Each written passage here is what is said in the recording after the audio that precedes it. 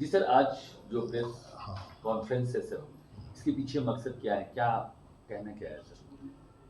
औरंगाबाद के नवीनगर में श्रेया हत्याकांड 11 जून को घटी थी कि 11 जून को कोचिंग के लिए 16 वर्षीय श्रेया जाती है और उसकी माता थाना में एफआईआर भी करवाती है, लेकिन थाना अध्यक्ष और डीएसपी इस पूरी घटना को हल्के में लेते हुए उस पर ध्यान नहीं दिया और 13 जून को श्रेया की लाश कोचिंग स्थल से लगभग 55 किलोमीटर दूर नहर में मिलता है और उस लाश के बारे में भी पोस्टमार्टम रिपोर्ट में आया कि पानी में डूबने से हुआ है, 24 वर्षीय लड़की है।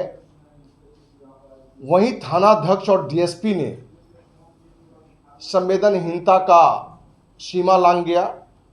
उसने कहा कि पूरी घटना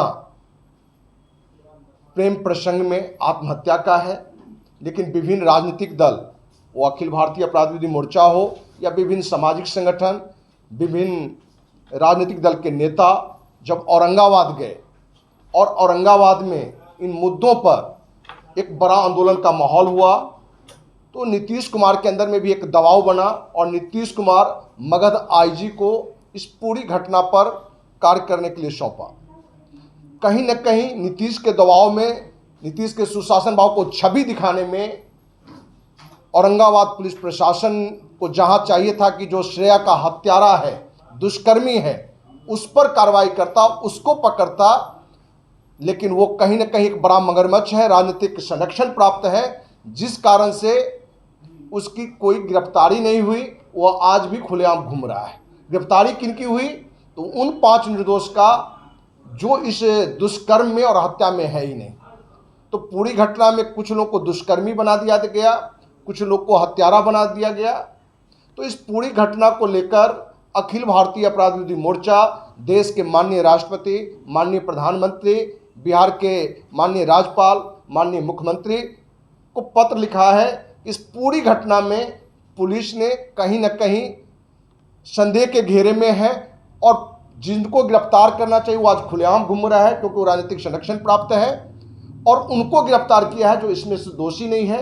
और इस निर्दोष वो है जिनको आरोपी बनाया गया है, उसके लगभग दर्जन भर साक्ष्य हमारे पास में है और पुलिस के पास में ये दोषी है उसका एक भी साक्ष्य नहीं है।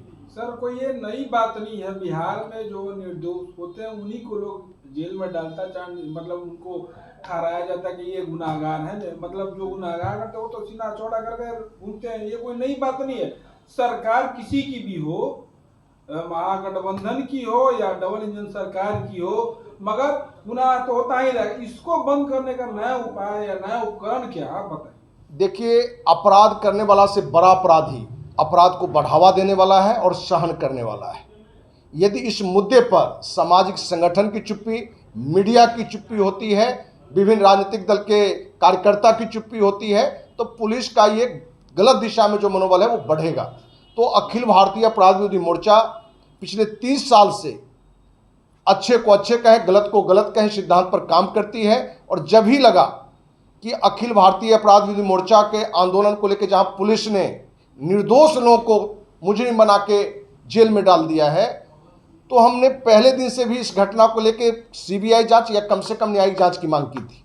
लेकिन जब ये हमने स्पष्ट हो लिया कि पूरी घटना सिर्फ राजनीतिक दबाव में, राजनीतिक संरक्षण में सिर्फ निर्दोषों को गिरफ्तार किया गया है, तो हमने इस मुहिम को एक बड़ा रूप देने का प्रयास किया और इसी मुहिम की शुरुआत है। आप इस मुहिम से क्या मतलब बताना चाहते हैं हमारे आम पब्लिक को या सरकार को? आम पब्लिक को बताना है कि अपने बिहार में जहां जो दुष्कर्मी है, जो हत्यारा है, उसकी गिरफ्तारी नहीं हुई है और जो 5 निर्दोष हैं उनको फिल्मी कहानी बना के, क्योंकि ये घटना दिखाया गया है कि ब्यूटी पार्लर के बगल में जो गेस्ट हाउस था, बबलू गेस्ट हाउस, उस गेस्ट हाउस में श्रेया का बॉयफ्रेंड और ये दोनों जाता है, दुष्कर्म करता है और दुष्कर्म करते समय में गेस्ट हाउस का मालिक धर्मेंद्र देख लेता है और धर्मेंद्र के देखने के बाद श्रेया जो है अपनी सहेली श्रुति को फ़ोन करता है कि धर्मेंद्र चाचा ने देख लिया।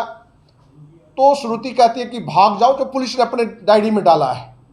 और वो जब भाग के चला जाता है रोहित, तो धर्मेंद्र भी उस लड़की के साथ जबरदस्ती दुष्कर्म करता है और गला दबाकर उसकी हत्या कर देता है, और बाद में वो अपने सगे भाई राकेश के साथ मिलकर लाश को 55 किलोमीटर दूर नहर में जाके फेंक देता है। तो इस पूरी घटना में आपको जानकारी दें कि श्रेया और उसके बॉयफ्रेंड रोहित गेस्ट हाउस गया ही नहीं था। यदि पुलिस कहती है गेस्ट हाउस में कुकर्म में दुष्कर्म हुआ, तो पुलिस को देना चाहिए कि उस समय मोबाइल वहाँ है, तो सामान्य बातें हैं कि कहाँ मोबाइल है और क्या बातचीत हुई है, वो तुरंत बता सकता है। न तो श्रेया गई, न श्रेया का बॉयफ्रेंड गया। श्रुति और श्रुति की माँ, मैंने श्रुति की माँ अपने मैके में थी, मतलब कि श्रुति ननिहाल में था। गिरफ्तारी में भी क्या दिखाया गया है कि 27 तारीख को